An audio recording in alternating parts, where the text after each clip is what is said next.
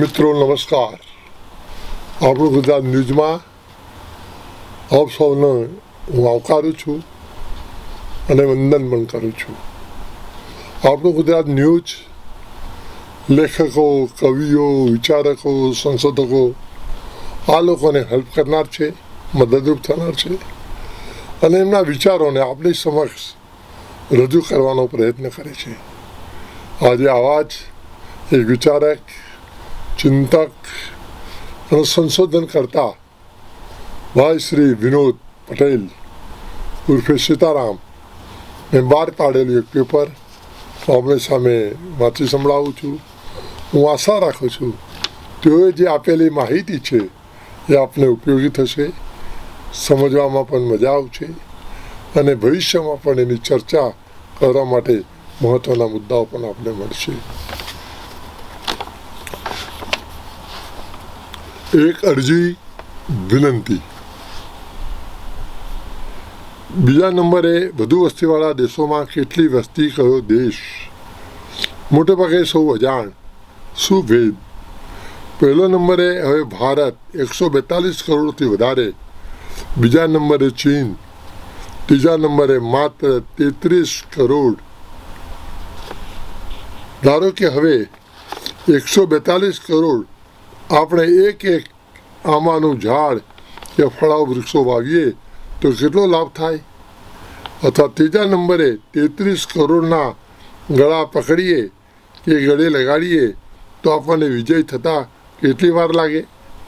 પરંતુ આપણે વિજય થવાનું વિચારીએ તે પહેલાં મુઠ્ઠીભર વસ્તીના કુટિલ દેશ આપણા મન, મસ્તિષ્ક, બુદ્ધિ ભ્રમિત કરી સામ, દામ, દંડ, ભેદ, પક્ષ, પાર્ટી, વાદ, ચૂંટણી, લોકશાહીના નામે ગામ, સમાજ, દેશમાં સૌને અંદરો અંદર લડાવી, મતના ભિખારી અને મૂર્ખ બનાવી આપણું શોષણ, લૂંટ કરી ધનવાન થઈ રહ્યા છે. 100 રૂપિયા $1 થાય તો નવાઈ નહીં. પહેલા $1 $1 હતો જ. બીજા નંબરે માત્ર 33 કરોડ અમેરિકા,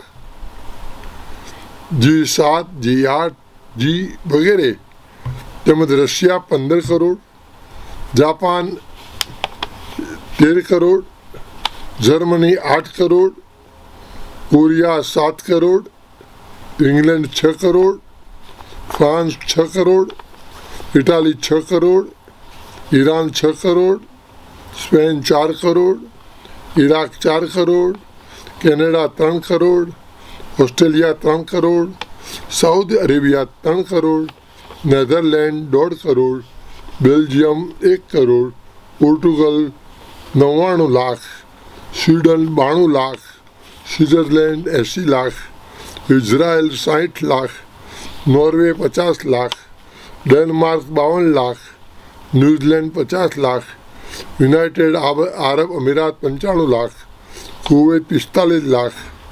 આપ જાણતા હોય તે પણ ઉમેરી શકાય. જનસંખ્યા 2023ની સ્થિતિ પ્રમાણે આ વાત તેઓએ જણાવી આપણને. આ બધા દેશોનો કુલ સરવાળો આપણા દેશ જેટલો નથી થતો. તાજવાના એક પલ્લામાં દુનિયાના બધા ધનવાન દેશોની કુલ વસ્તી રાખીએ, બીજા પલ્લામાં ભારતની વસ્તી રાખીએ તો આપણું પલ્લું ભારે રહે છે. અર્થાત દુનિયા હમસે હૈ જાની આ ડાયલોગ એમને લખ્યું.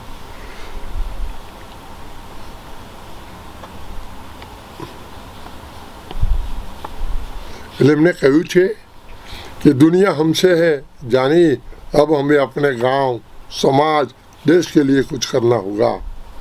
ઉપરના દેશો ધનવાન, માલદાર કેવી રીતે થઈ રહ્યા છે આપ જાણો છો. આ બધા દેશો આપણે ત્યાં સાબુ, ટૂથપેસ્ટ, તૈયાર કપડાં, રમકડા, mobile, car, bike, AC, fridge, washing machine, computer, tractor, નવા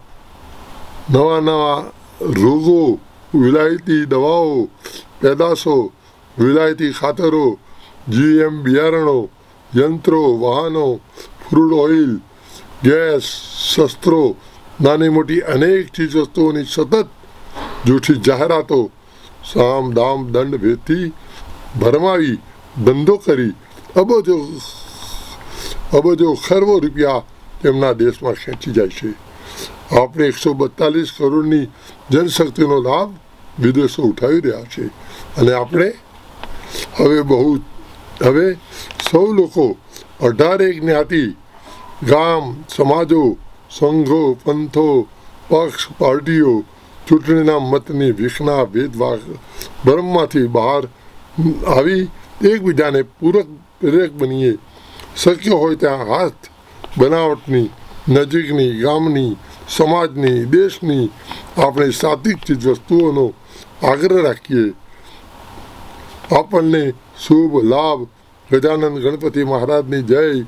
ગામનો પૈસો ગામમાં, સમાજનો પૈસો સમાજમાં, દેશનો પૈસો દેશમાં. આ સીધા સાદા સરળ ગાંધી આચાર, ગાંધી વિચાર, આચરણ, ભક્તિ, જ્ઞાન, કર્મથી આપણે સમૃદ્ધ અને વિજયી થઈ શકીએ. આપણે વિચાર, સંશોધન, પ્રચાર, સરકાર, સમાજ જાગરણ અમલ માટે ઘટતું કરવા વિનંતી. હર હર મહાદેવ, હર હર મહાદેવ. આ એમના વિચારો એમને આપણી સમક્ષ મૂક્યા છે. આમાં ઘણું સમજવા જેવું છે, ઘણાનો આપણને લાભ પણ થાય એવો છે. અને એવો હવે એની સાથે બીજું એમને એક અતિ મહત્વનો એક લેખ આપણી સામે મૂક્યો છે, એ વાંચવા જેવો છે, જે હું આપણી સમક્ષ વાંચી સંભળાવું છું. હું આશા રાખું છું એનાથી આપણને સૌને લાભ થશે.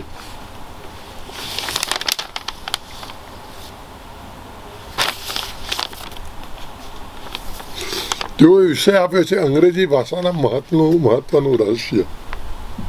તેઓ તત્વચિંતક છે, સંશોધન કરે છે, લાઇબ્રેરીમાં બેસીને જૂના વર્ષો જૂના પુસ્તકો કાઢીને વાંચે છે, મનોમંથન કરે છે અને ત્યાર પછી તેઓ તેમનું આગવું આવું પેપર બહાર પાડે છે. એમાંથી જે આપણે યોગ્ય લાગે એ આપણે સ્વીકારીએ. તેઓએ કહ્યું છે કે અંગ્રેજી ભાષાના મહત્વનું રહસ્ય. હવે અંગ્રેજી ભાષા જરૂરી બની છે. અંગ્રેજી વગર નહીં ચાલે. Window of the world. એમાંય ભારતમાં તો બધે રોફ વટ જમાવવા તેમજ કમાવવા, ભરમાવવા, શોષવા, લૂંટવા માટે ખાસ કામની આ ભાષા બની ગઈ છે. પરંતુ અંગ્રેજી ભાષા જ્યાંથી ફેલાય છે તે ઇંગ્લેન્ડ, બ્રિટન, યુકેની વસ્તી જનસંખ્યા આજે કેટલી? દુનિયામાં વધારે વસ્તીમાં પહેલા નંબરે હવે ભારત 145 કરોડ, બીજા નંબરે ચીન. પરંતુ વધુ વસ્તીના ત્રીજા નંબરે કેટલી વસ્તી કયો દેશ છે એ આપણને આગળ બતાવ્યું.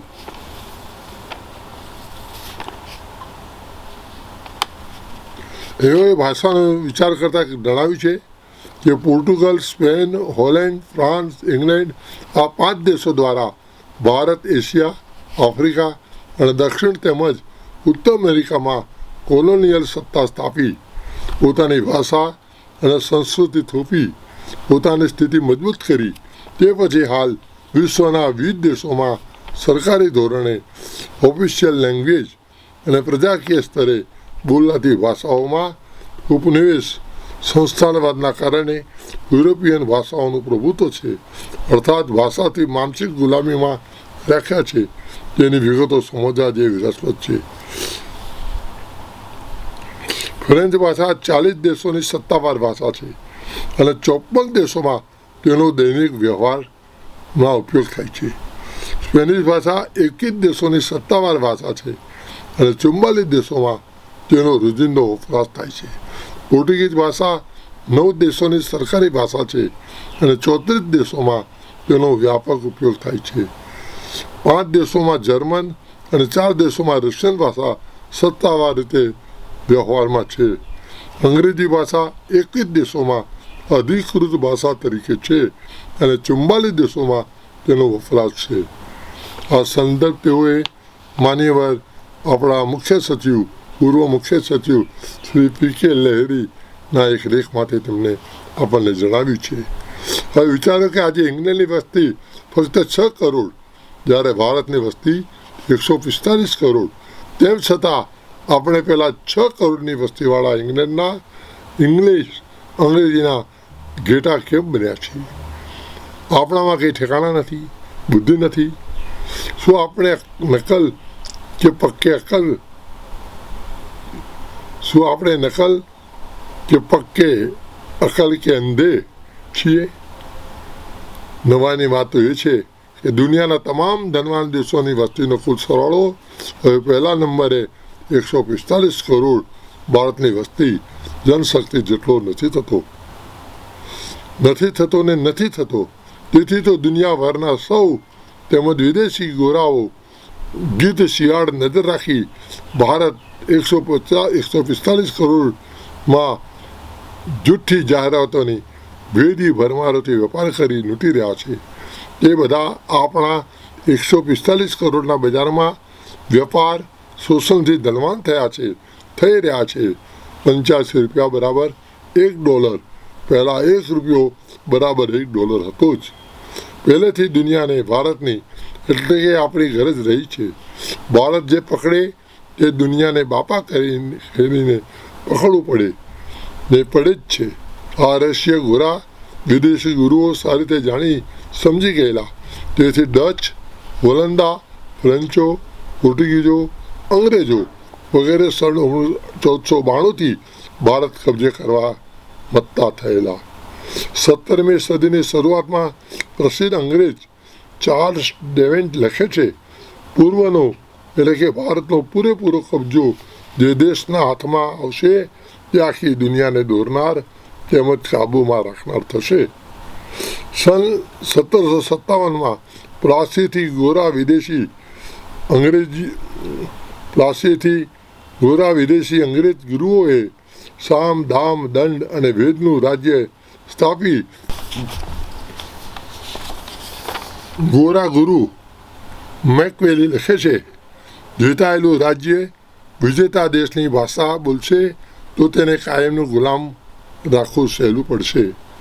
જીતાયેલા દેશના ઉચ્ચ વર્ગમાં પોતાની ભાષા લાદી દેવાથી બાકીના વર્ગના લોકો ઉચ્ચ વર્ગની નકલ કરવામાં ગૌરવ અનુભવશે. પછી પોતાની ભાષા તરફ પાછું વળવું અઘરું થશે. પ્રસિદ્ધ અંગ્રેજ ડૉક્ટર ડફ લખે છે, રોમન લોકો કોઈ દેશ જીતી લેતા ત્યારે તે દેશની ભાષા લિપિનો નાશ કરી ત્યાંના ઉપલા વર્ગના લોકોમાં રોમન ભાષા આચાર વિચાર લાદી દેતા. આ નીતિ રોમન સામ્રાજ્ય માટે લાભકારક થઈ. અંગ્રેજ ગવર્નર જનરલ વિલિયમ બેન્ટિકનો સન 1835થી કાયદો ભારતના રાજા રિયાસતો સાથે અંગ્રેજ કંપનીનો બધો જ વ્યવહાર હવેથી અંગ્રેજી ભાષામાં જ કરવો. આ કાયદાથી ભારતમાં ફરજિયાત અંગ્રેજી ભાષાના મહત્વ તરફની શરૂઆત થઈ. વિલિયમ બેન્ટિકના સમર્થનમાં અંગ્રેજ ડૉક્ટર ડફ લખે છે, ભારતમાં અંગ્રેજી ભાષા અને સાહિત્યની ઉન્નતિ કરવાનો વિલિયમ બેન્ટિકનો નિર્ણય ઇતિહાસમાં કુશળ રાજનીતિની મોટામાં મોટી પ્રાપ્તિની સાબિતી સ્વીકૃત થશે. અંગ્રેજ ડૉક્ટર ડફ આગળ લખે છે, ભાષાનો પ્રભાવ એટલો જબરદસ્ત હશે કે ભારતમાં અંગ્રેજી ભાષાનો ઉપયોગ થયા કરશે ત્યાં સુધી ભારતવાસીઓની ભક્તિ અને ઝુકાવ કાયમ આપણી તરફ જ રહેશે, એટલે કે મનથી ગુલામ જ રહેશે. અંગ્રેજ લોર્ડ મેકોલે લખે છે, આપણે હિન્દુસ્તાનમાં એવો વર્ગ પેદા કરવો જોઈએ તો તેઓ કેવળ લોહી અને રંગની દ્રષ્ટિએ જ માત્ર હિન્દી હોય, પરંતુ રુચિ, ભાવના, વિચારો અને ભાષાની રીતે અંગ્રેજ બની ગયા હોય. 2 ફેબ્રુઆરી 1835માં મેકોલેનું બ્રિટિશ પાર્લામેન્ટમાં સંબોધન તેઓએ જણાવ્યું છે કે મેં ભારતના ઉત્તરથી દક્ષિણ, પૂર્વથી પશ્ચિમ બધે જ પરિભ્રમણ કર્યું છે. આ દેશ એટલો સમૃદ્ધ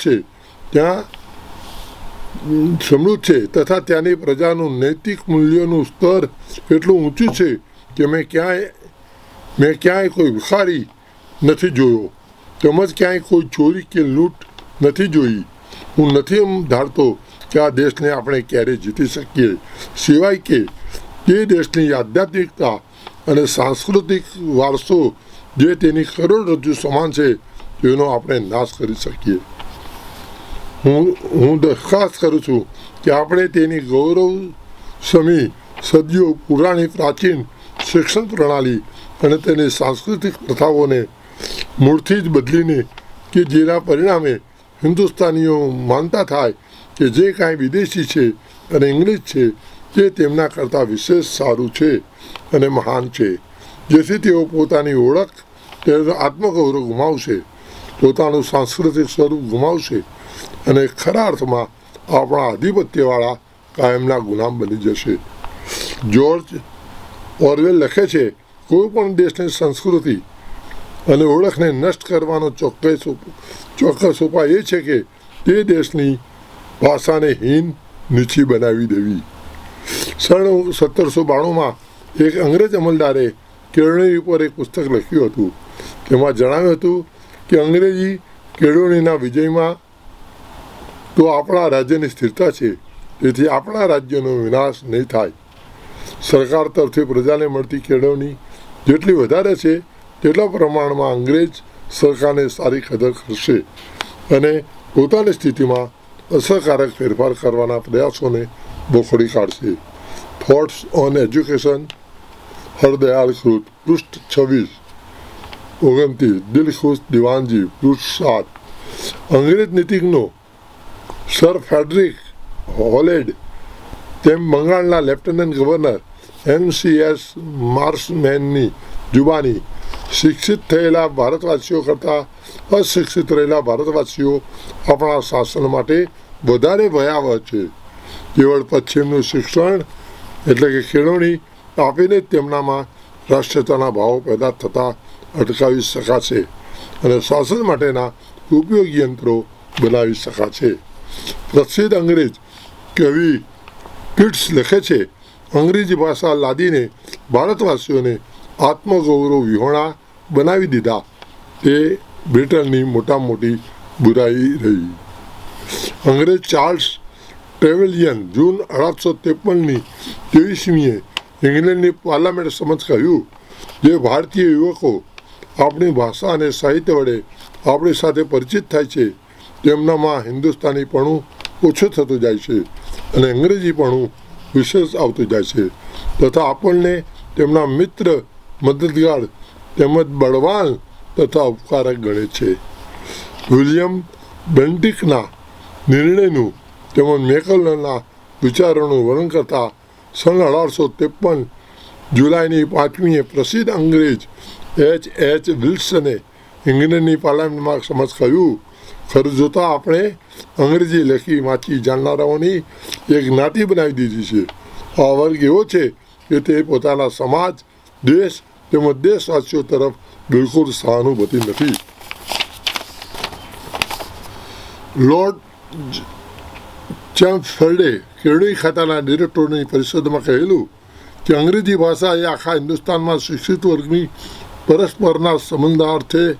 જો અત્યારે સુધીમાં સાધારણ ઉપયોગની ભાષા થઈ ગઈ ન હોય તો તે જલ્દી થઈ જાય તેમ કરાશે. વળી પેઢી દર પેઢી અંગ્રેજીનો વધતો પ્રચાર શાળાઓમાં કરાશે, જેથી ગૃહ સંસારના નિત્ય વ્યવહારોમાં પણ તેનો જ ઉપયોગ વધતો જશે. જ્હોન ગ્રોટફિલ્ડ વોન હેડર નામના ફિલસૂફે વર્ષો પહેલાં જણાવ્યું હતું કે કોઈ ભાષા મરી પરવારે ત્યારે તેની સાથે સંકળાયેલા વિચારો, સભ્યતા, ધાર્મિકતા, રહેણીકરણી તથા જીવનના મૂળભૂત સિદ્ધાંતો પણ અંતિમ સંસ્કાર પામે છે. બેરિસ્ટર મહાત્મા ગાંધી હિન્દ સ્વરાજમાં લખે છે કે કરોડો માણસોને અંગ્રેજી કેળવણી દેવી તે તેઓની ગુલામીમાં રાખવા બરાબર છે. મેકોલોએ જે કેળવણીનો પાયો રચ્યો તે ખરું જોતા ગુલામીનો પાયો હતો. અંગ્રેજી કેળવણીથી દંભ, રાગ, જુલમ વગેરે વધ્યા. અંગ્રેજી ભણનારે લોકોને ધૂતવામાં, તેઓને ત્રાસ પમાડવામાં ઉણા નથી રાખી. ઇંગ્લિશ અંગ્રેજી નકલખોરોથી સાવધાન.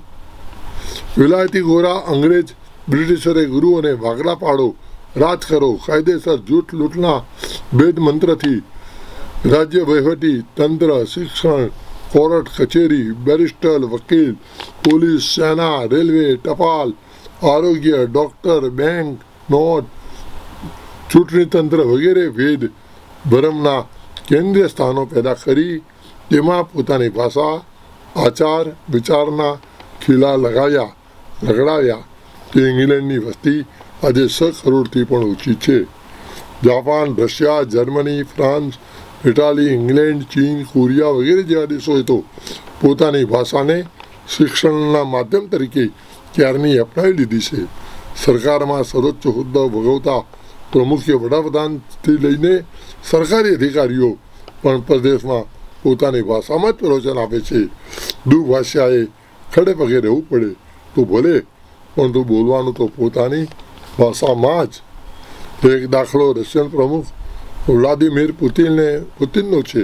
જેઓ દુનિયાના કોઈ પણ દેશની રાજદ્વારી મુલાકાતે જાય ત્યારે ત્યાં બધો વાર્તાલાપ પોતાની ભાષામાં જ ચલાવે છે. રશિયાના વિજ્ઞાનીઓ આજે પણ વધુ સંશોધન માતૃભાષામાં કરે છે. અંતરિક્ષ ક્ષેત્રે ઋષિ વિજ્ઞાનીઓએ અમેરિકાને વર્ષો સુધી હંપાવ્યું એ જાણીતી વાત છે. જાપાનીઓ પોતાની ભાષામાંથી જ ટેકનોલોજીના ક્ષેત્રે અમેરિકાને ઓવરટેક કરી રહ્યા છે. શસ્ત્ર સરંજામમાં તથા અણુવીજળીમાં ફ્રાન્સનું સ્થાન આગળ પડતું છે. મિરાજ 2000 અને આપણે ત્યાં પધરામણી થઈ તે રફાલ જેવા લડાઈ વિમાનો તેમજ અગોસ્તા પ્રકારની સબમરીન ફ્રાન્સે બનાવી છે. કલાકના 350 કિલોમીટર ધસી જતી TGV નામની ટ્રેન એ દેશમાં દોડે છે. આ બધી મહારાત ફ્રેન્ચ ભેદાબાદોએ પોતાની ભાષાથી હાંસલ કરી એ હકીકત છે. Germany, France, Italy, Portugal, Spain, Denmark, Finland, Ireland, England, Japan, Korea, Malaysia, ચીન જેવા અનેક દેશોએ દુકાનના પાટિયા, રસ્તાના નામો, રેલવે તથા બસ સ્ટેશન પરના લખાણો, બજાર ચીજવસ્તુઓના પડીકા વગેરે પર તેઓ પોતાની ભાષાનો જ ઉપયોગ કરે છે. 15મી ઓગસ્ટ 1947 સ્વતંત્રથી આજે પણ આપણે આંધ્રાભીત થઈ અંગ્રેજોની ભાષાની ગુલામીમાં કેમ બોલી ચાલી, લખી વાંચી, ભણી મૂર્ખ બની રહ્યા છીએ? શું મનથી ગુલામ છીએ? સહી કરવામાં પ્રદર્શન, પાટિયા, પટ્ટી, ઓળખપત્રો, પરિપત્રો, કોર્ટ કચેરી, આદેશો, તંત્ર, યંત્ર, વક્તવ્ય, સાહિત્ય, પ્રસંગો વગેરેમાં ગોરા વિદેશી અંગ્રેજોની ભાષાની અને ભૂષાની આંધળી વક્તિ અને ઝુકાવના ચક્રવ્યૂહમાં સામે ચાલીને કેમ ત્યાં સુધી ટાઈ ફીટ સૂટ અંગ્રેજી નકલમાં અક્કલહીન સફાઈ ફૂલાઈને ફરવાનું? જાણે કે ઇંગ્લિશ ભાષાના ભૂષાના ઘેટા ગોરાઓને, અંગ્રેજોને, દુનિયાને આજે પણ ભારત 145 કરોડ જનશક્તિ બજારની આપણી ગરજ છે ને છે જ. તો પછી આપણે કેમ તેમની ભાષાની, આચાર વિચારની આંધળી નકલ કરી રહ્યા છીએ? તેનું સંશોધન સમાજ, સરકાર સૌએ વિચાર જાગરણ કરવું જોઈએ. કેમ નથી લાગતું? પારખું છોડીને પોતાનું અપનાવીએ. આપ વિના બળ નહીં. જાગીએ અને જગાડીએ. વિદેશી અંગ્રેજોની ભાષાની ભૂષાની ગુલામીમાંથી આઝાદ થઈએ. દીવાથી દીવો કરીએ. હર હર મહાદેવ. આ સંકલન ભાઈ શ્રી વિનોદભાઈએ ઉર્ફે સુતારામે કરેલું છે. ધન્યવાદ. तो व्हाट्सएप, ट्विटर, फेसबुक, इंस्टा जहाँ भी आपका अकाउंट है, इसे शेयर बटन के द्वारा वहाँ पर शेयर करें